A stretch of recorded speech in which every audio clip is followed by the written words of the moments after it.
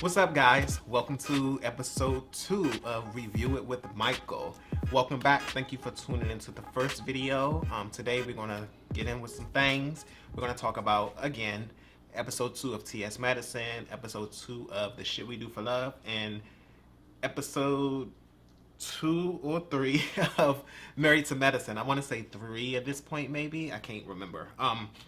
So let's just jump right in. Let's start with The Shit We Do for Love. So last week, they introduced you to the guys and what they've been up to and all they had going on. And yesterday was the second episode. And it was, bitch, get out of my party. Get your ass out, bitch! You on Travis Land now, motherfucker! Or something along that line with Travis's party. So they introduced you to a new guy. His name was Tavon.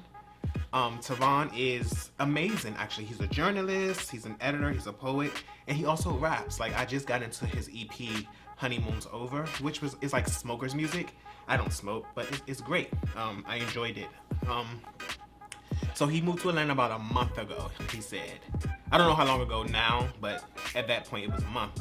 And he was talking to his friend. His friend name is, I can't think of his friend name right now, Amani.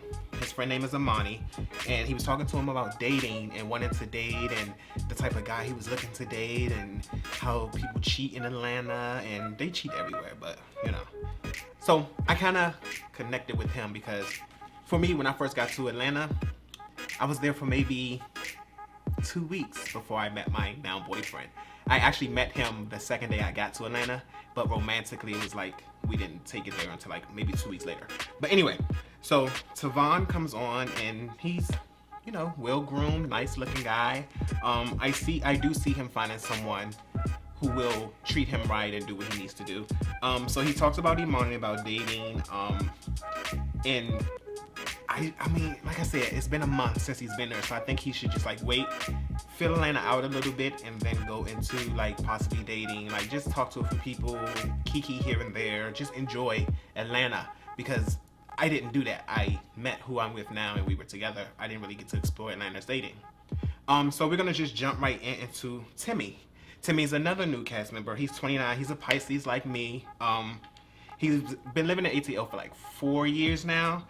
And Timmy came in with the bang, and I say that because he introduced his friend Tim, and he went over to Tim's house, of course, to talk about dating and what Timmy's looking for in a guy. He wants them to have bright teeth and pretty skin, you know, the Ken doll of it all.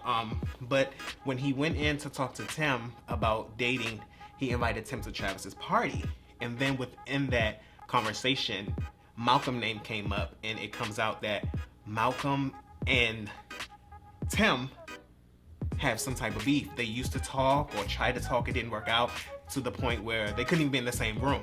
So they were trying to figure out how could they be in the same room at the party. So he was like, he'll go to the party, you know, he don't have nothing to say to Malcolm. That was a long time ago, blah, blah, blah. So me seeing that scene, I'm like, some shit's gonna go down at this party, because if they put them two in the same room and they're not supposed to be there, the producers are gonna figure out how to get them to connect and have some drama for the scene. I get it, it's reality. So let's jump into Rah-Rah. Now, Rah-Rah scene is like the best scene of this episode for me, because I see him with his, I want to say boyfriend, because they living together now, so I can say boyfriend, but he's so infatuated, and he's so, I'm gonna say infatuated because it's not love just yet. I don't know how long they've been together. It's only episode 2 for us. So his boyfriend's from Jacksonville. His boyfriend is named James, by the way. And they're sitting down, they're talking. His boyfriend acts as well. Rah-Rah is just smitten. Like, you can see all over him, like he's really into James. And I hope that James takes it serious and don't do him dirty, because Rah-Rah really likes him. And I think if he does do something to Rah-Rah, Rah-Rah will try to like fuck him up. Like, he just has that, like, I can be nice, but I also can be rah, like he says. So they were talking, and like I said, they lived together, which was like, okay, I get it, because like I said, moved to Atlanta, met him, moved in, you know, so I get that. No judgment at all. So they played this game called the and it's for couples, and I think that it's so cute because he asked Rah-Rah a question, and Rah-Rah was in his confession just like blushing and just like couldn't answer the question. So I really like that. Like, I love to see that refreshing new relationship feel. Like, I remember when I was there, Not saying that I'm in a bad spot. I just know how it feels when you first meet someone and that whole feeling and living with them and seeing them every day and just amazing. So kudos to Rara and James. I hope you guys last. I can't wait to see how everything unfolds on this season. So let's go into Travis. Travis has his party. Everybody's there, all black, looks amazing. Travis, once again, I love you dearly, but you have on that brown trench coat. It's time to change it, unless that's just something you're doing just to have something like, oh, Travis with the brown trench coat. But yeah, whatever. So they go to his party. Everyone looks amazing. They have people from Atlanta around. I saw Chi from TS Madison. Carl was there, and some other people was there in support of him. So fast forwarding, Travis pulls Tim aside to talk to him about what was going on with him and Malcolm. Wrong move, because at that point things explode, and you know Travis is loud, and at that point he's even louder because he probably had a couple drinks. I mean, it's his birthday, and then he had his friends in there. So you know when people, you know, with the gays, when their friends around, they're gonna go to 10 anyway because their friends around, so they're gonna show off. Then you had the camera, so it was like he had to make up for his lackluster scenes in Chasing Atlanta. So he was just doing the most, and him and Tim got into it real bad, and I just knew that if they were to fight, I do think that Tim would have beat his ass. Like, I don't see Travis as a fighter. I mean, he'll read you down, but I don't see him as physically beating you. But so I gave that to Tim.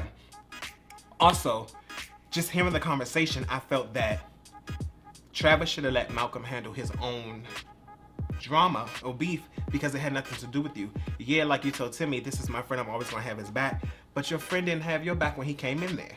He came in there real quiet. And it's something about Malcolm I just cannot put my hand on. But I don't know. I don't want to say this because I don't want to offend anyone, but I know those type of guys. They act one way, but then they're totally different behind the camera, out of the public's eye, behind closed doors. So it's something about him.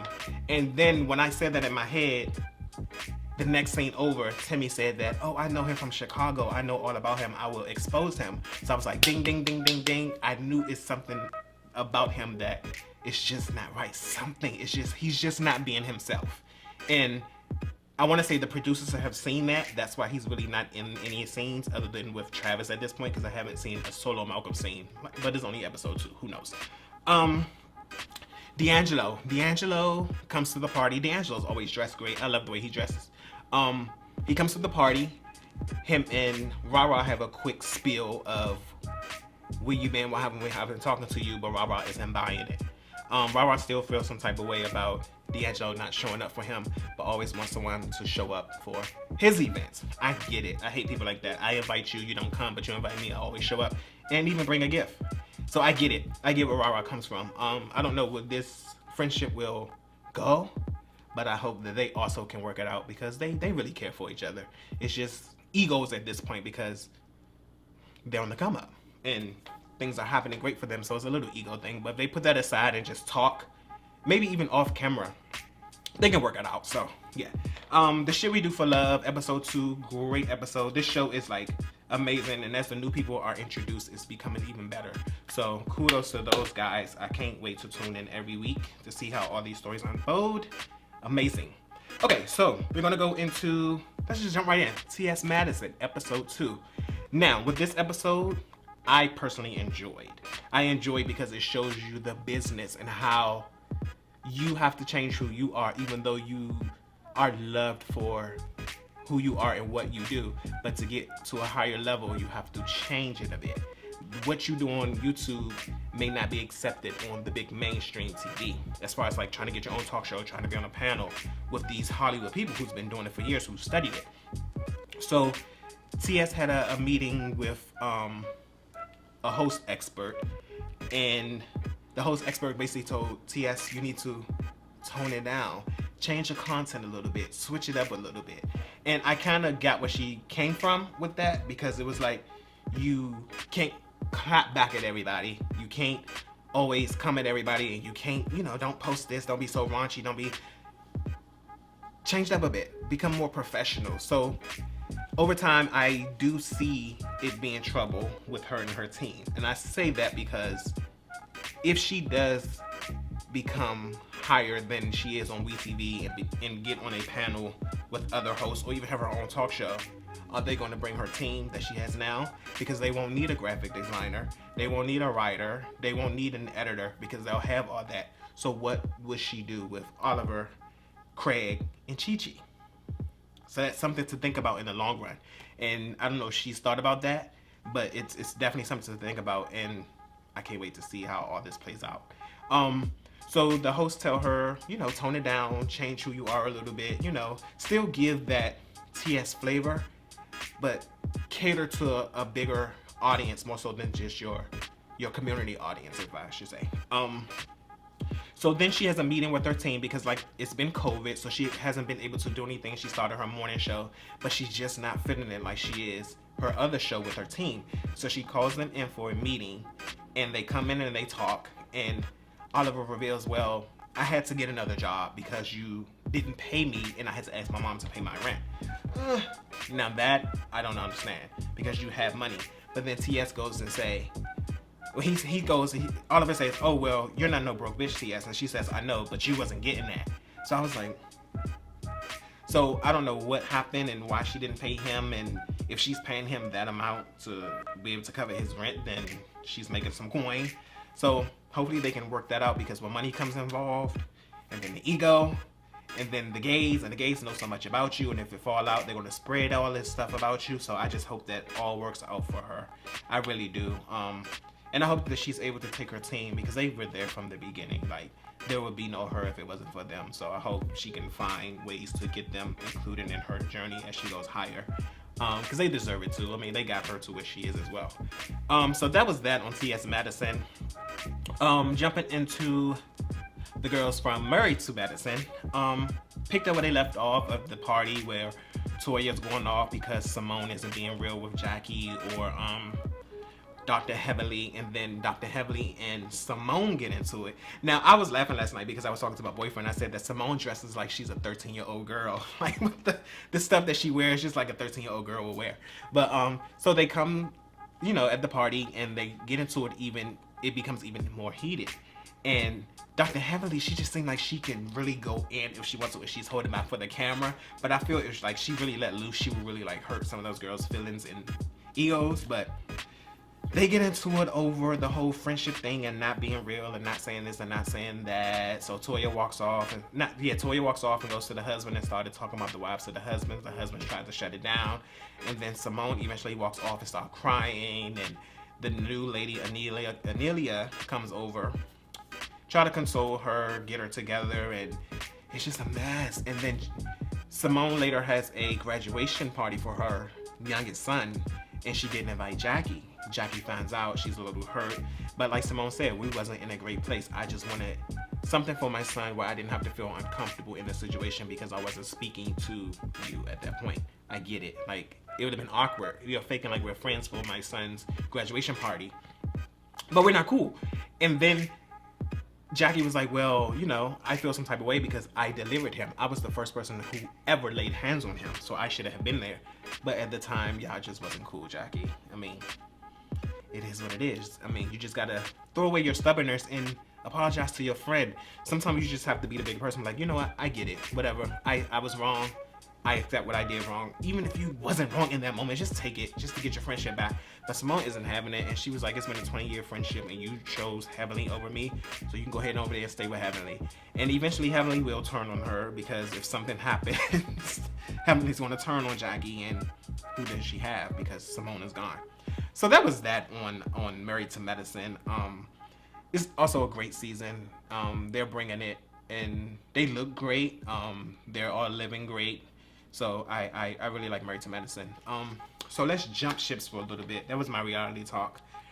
I was like going on and on and on. So let's talk about books for a second, because I write books as well. I have 3 that are out: Reflections of Me, Pages Out of My Journal, and The Circle of Confusion.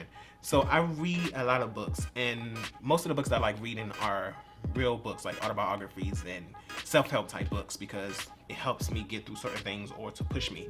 And one book in particular that I've read was by Quentin Harris. He goes by Q from Chasing Atlanta franchise. His book is called Dear Dreamers. It's the 50 Days of Affirmations. always stumble over these words. But the book basically has, I guess, like 50 affirmations, and it like helps you. Like one says, "Dear dreamer, positive attracts positive, negative attract negative." I get that. People tell me all the time, think positive, and you will manifest the positivity. But it's like so hard to think on a positive level when so much is going wrong. So I try to keep that in the back of my mind. That's one of my favorites.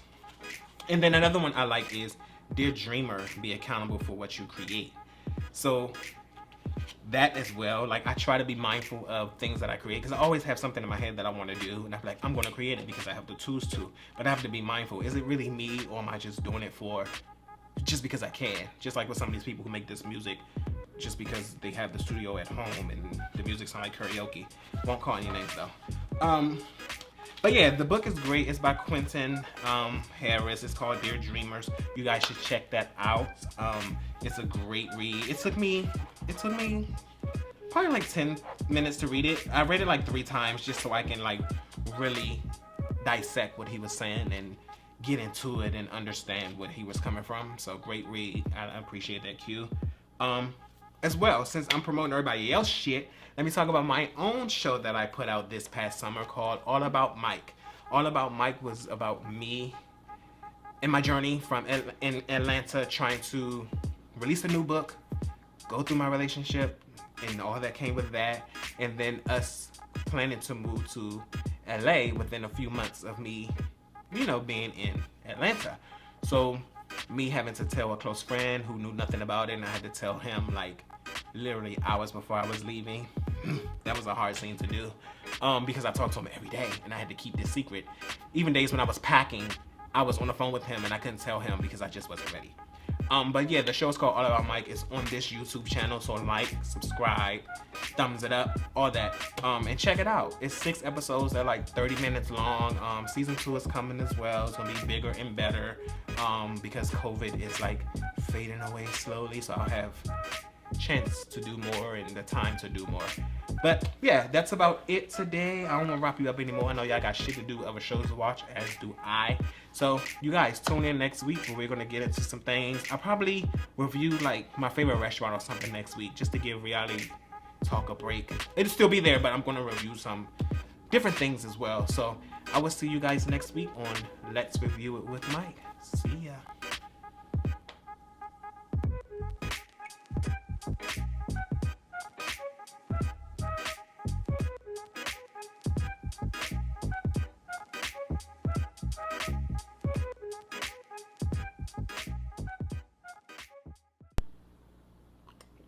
Oh, wait. Before you guys go, hey, I almost forgot.